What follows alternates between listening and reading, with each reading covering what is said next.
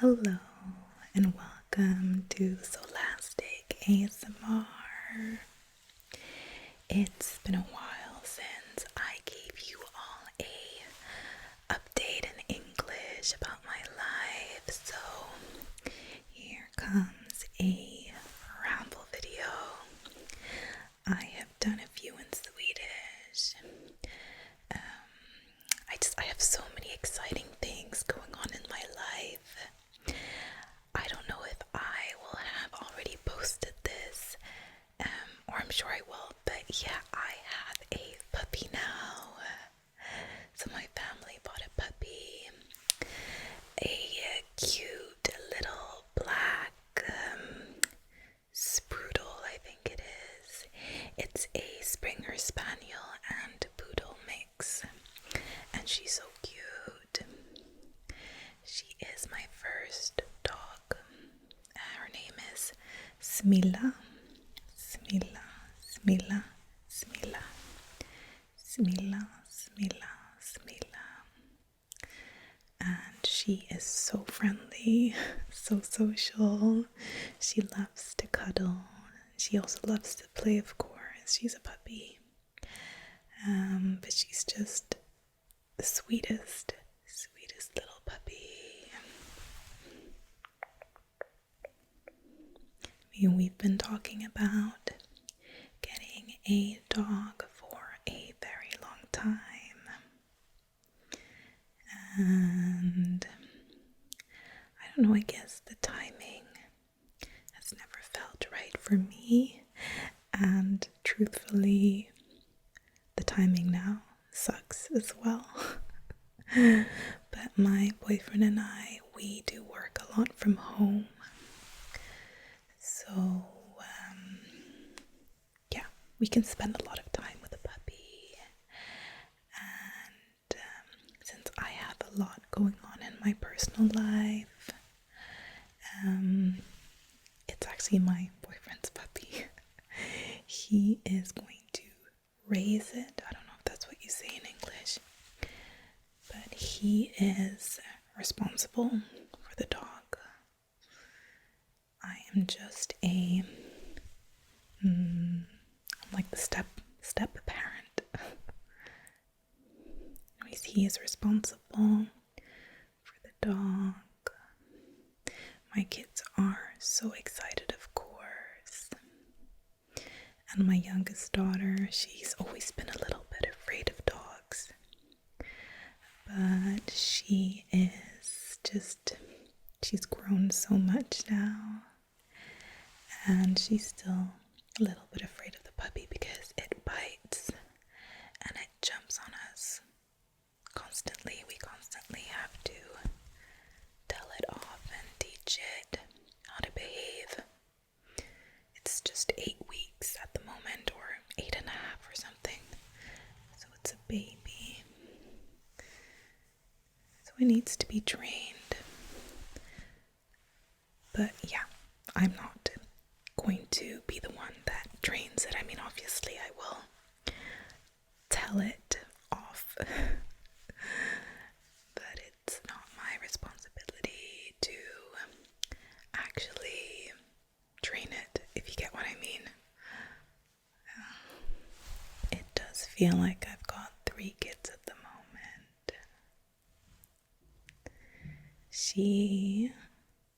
Smilla is really a baby. She wants to be close to us all the time. She whines if we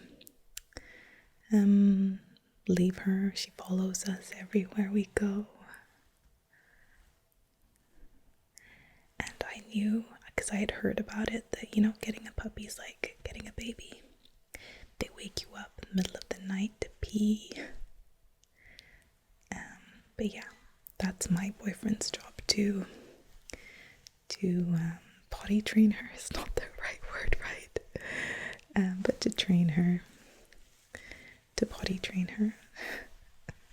And the reason why the timing isn't right for me is because, well, I have this issue that's been going on for a couple of months now, and since November, I would say. I know it's going to get better, but it still requires quite a lot of effort from my side. So yeah, I haven't even had time to give massage treatments, because I've been dealing with this issue, which is okay. It's something quite serious, so it's definitely something that demands my attention, and it's something that I can't just skip. I just have to solve the issue.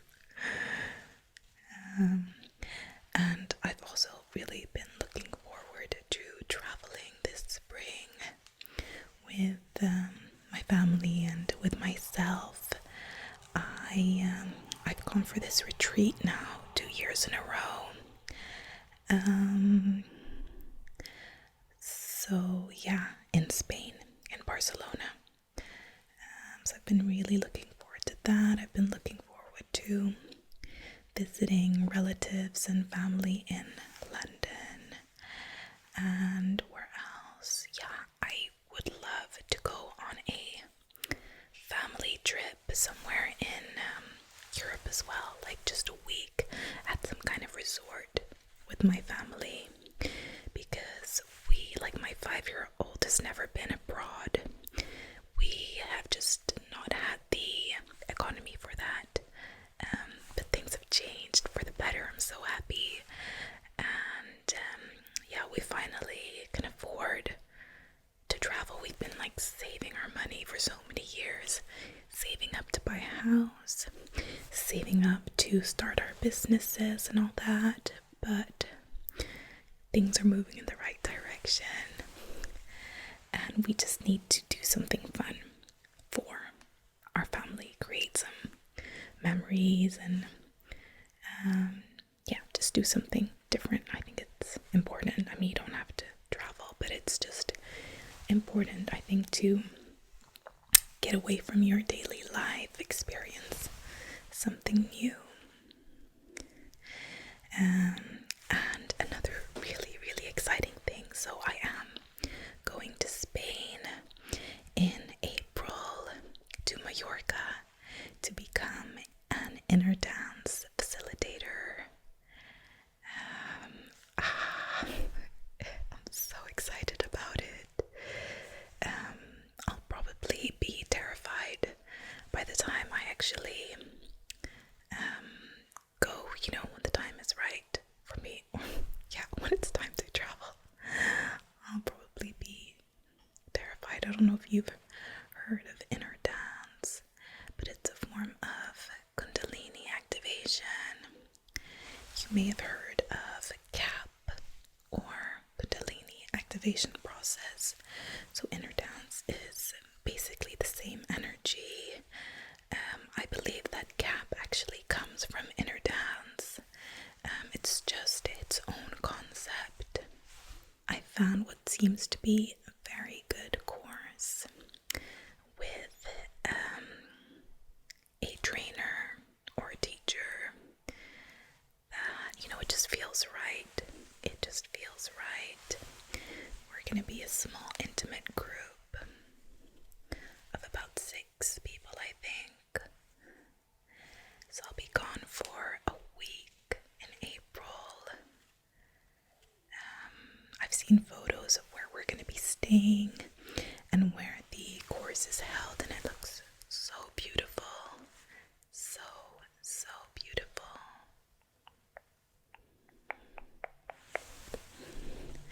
And, well, inner dance is an energy transmission.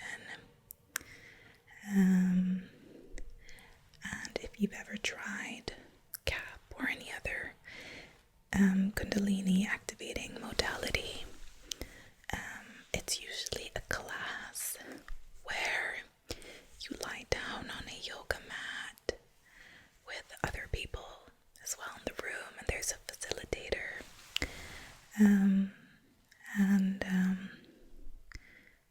It's hard. It's so hard to explain. But the facilitator plays loud music and you close your eyes and you kind of just get into a meditative state, a very surrendered state, and you sort of just observe what your body wants to do or any emotions or feelings that come up. Maybe you start crying or laughing, maybe moving your body. Yeah, a lot of things can happen. And I have loved going to these classes. And I have been working with this energy, or, I've been going to these classes for about 2 years now. I was a bit more regular in the beginning. So I've always had this in the back of my mind, that this is something that I want to do. I am also a Reiki practitioner, but this is just a completely different energy. At least it feels that way to me. Reiki feels very, Reiki really centers you and, grounds you, calms you down, fills you up. It's a very positive energy. It's just like a nice warm hug. But this other energy, I don't know if I should call it Kundalini energy. Obviously, I will know more once I've been through the training. I'm not sure what energy it is. It might be the same, but it feels completely different. It feels like fire. It feels like something just kind of feels like you're being cleansed, like all of your chakras. And my experience is that it's more emotional, more, I wouldn't say more powerful. I think it looks more powerful, but Reiki is also very powerful. But it's just another type of power. Yeah. You can Google, or you can search here on YouTube for Kundalini activation. It looks really, really scary. It's not scary. It looks really, really weird. And for the first time I was gonna try it, it was because I was skeptical. I couldn't understand how this energy could work in that way, and that people could just start moving their bodies, because usually the body movements involve like the chest rising and sinking into the yoga mat. It looks so weird. And I thought it was fake until I tried it myself, and then there was kind of no doubt in me that, this kind of energy is real. You see, I became a Reiki practitioner after having tried Reiki myself, going to a Reiki practitioner, and then getting the attunement for Reiki. Where was I going with this? Can't remember. I got it now. Reiki is such a subtle energy that you might not even feel it, but I feel like this energy that I'm going to be working with in some way, it's like there's no denying it. It's there. It's so strong. I feel like everybody should be able to feel this, but of course not everybody can feel it. I think we all have our own different blockages, and of course if we're very skeptic, I guess that we will just kind of resist it, so it's not for everybody.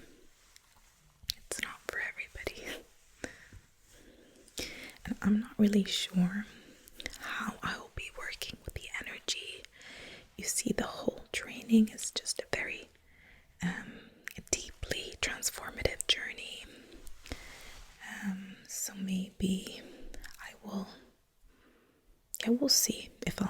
classes. I'm thinking it would be cool to combine it with massage.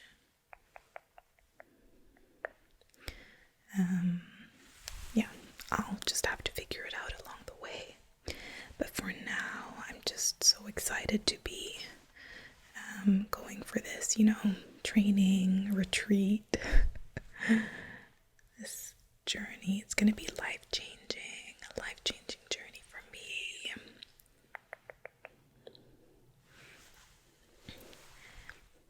So right now, I just feel so excited about life and open to what life will present to me. This book has also been so helpful. The Surrender Experiment by Michael Singer. I'm not done with it. I've read this much. Got this much left. So I've only ever read The Untethered Soul, his first book. Then I understand that this is his second book. I've also got his third book that I'll read as soon as I finish this one. So I mean, The Untethered Soul is more of like his life philosophy and him explaining kind of how to let go of yourself. Yeah, I would say it's more of his philosophy maybe. And then this book is more of an autobiography. So he explains how he has continuously surrendered to life, and he kind of explains how he did it. So I feel like I finally understand what The Untethered Soul is about, because it's not a very practical book, and this book isn't meant to be practical. But since he gives his life's story, I'm now more beginning to understand what it's all about.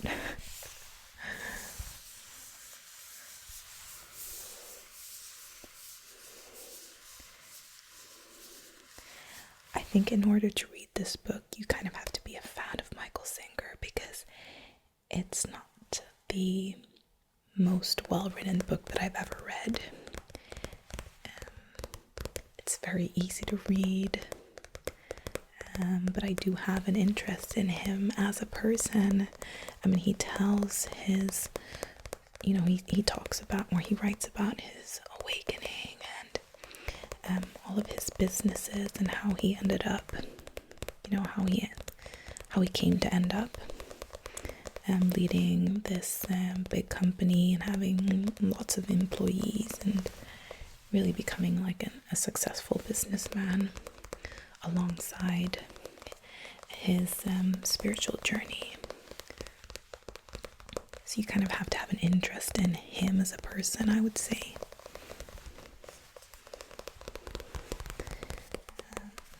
Otherwise, this book is probably not that interesting. I've never read an autobiography before. Yeah, I've never read one, but I wouldn't want to read one of someone that I didn't even look up to or admire.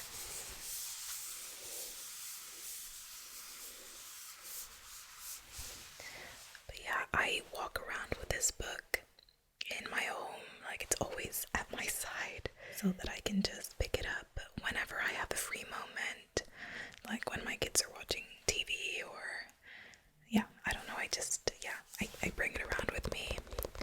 So I came pretty far. I think I've been reading it for like a week.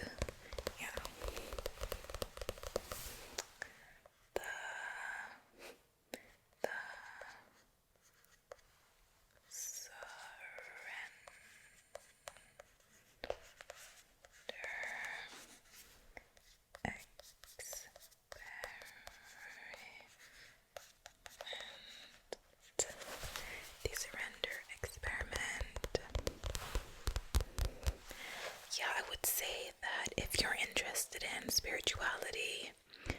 And Michael Singer is a great place to start, especially with the untethered soul. I mean, Eckhart Tolle as well.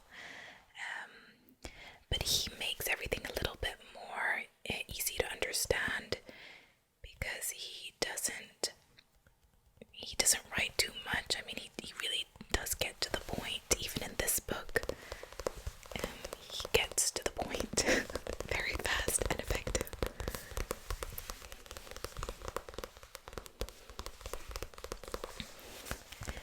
Maybe I can read here what's on the back of the book.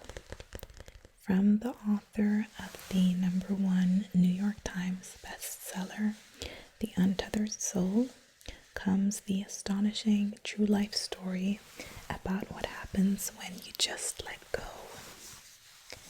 A thriving spiritual community on more than 600 acres of pristine forest and meadows in Florida. A cutting-edge software package that transformed the medical practice management industry. A billion-dollar public company whose achievements are archived in the Smithsonian Institution.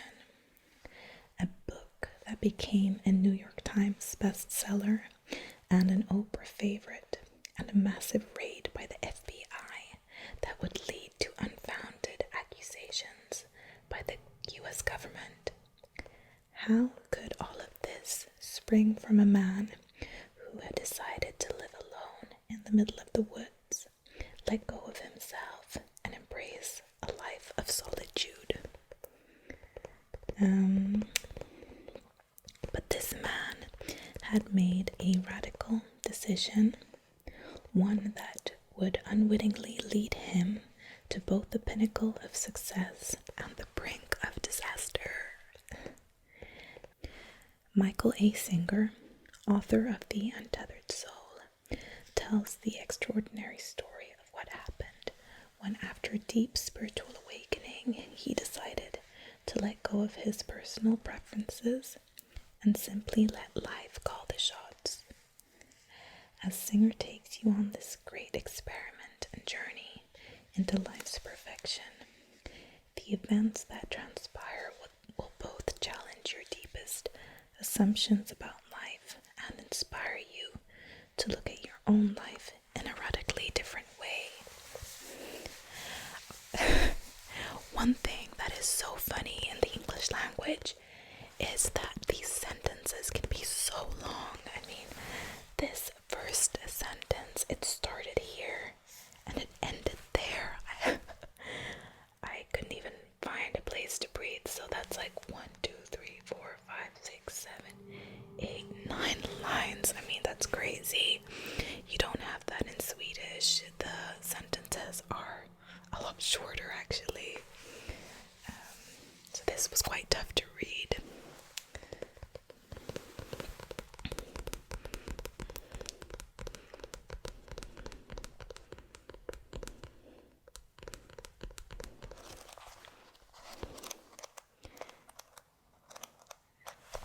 We have come to the end of this video. Thank you so much for watching. I wish you a good night's sleep or a wonderful day, depending on, what time you watch this.